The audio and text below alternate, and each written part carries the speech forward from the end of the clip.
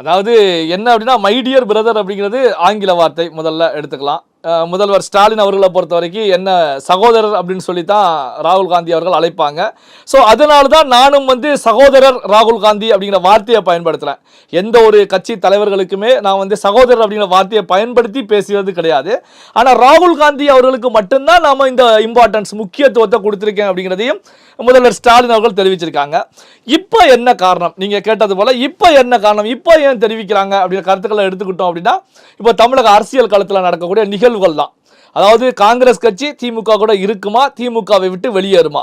காரணம் என்ன அப்படின்னா, காங்கிரஸில் இருக்கக்கூடிய பெருவாரியான முக்கியமான தலைவர்களை பொறுத்த வரைக்கும் திமுகவை விட்டு வெளியேற வேண்டும் அப்படிங்கிற மனநிலையில் தான் இருந்துகிட்டு இருக்காங்க. குறிப்பாக எடுத்துக்கிட்டிங்கன்னா, இப்போ காங்கிரஸில் இருக்கக்கூடிய எம்எல்ஏக்களை பொறுத்த வரைக்கும் பெருவாரியானவர்கள் அதிருப்தியில் தான் இருந்துகிட்டு இருக்காங்க. இப்போ எனக்கு அறிமுகமான என்னோடு பயணிக்கக்கூடிய ஒரு சில சட்டமன்ற உறுப்பினர்கிட்ட பேசும்போது கூட அவங்கள பொறுத்த வரைக்கும் அவங்க தொகுதி நிலவரத்தை பொறுத்த வரைக்கும் திமுக கூட பயணிச்சா வெற்றி பெற முடியாது, அப்போ திமுகவை விட்டு வெளியே வர வேண்டும் அப்படிங்கிற மனநிலையில் இருப்பதாகத்தான் சொல்லிட்டு இருக்காங்க. அப்போ பார்த்தீங்கன்னா இன்னைக்கு திமுகவை பொறுத்த வரைக்கும் காங்கிரஸுடைய தயவு திமுகவுக்கு வேண்டும்.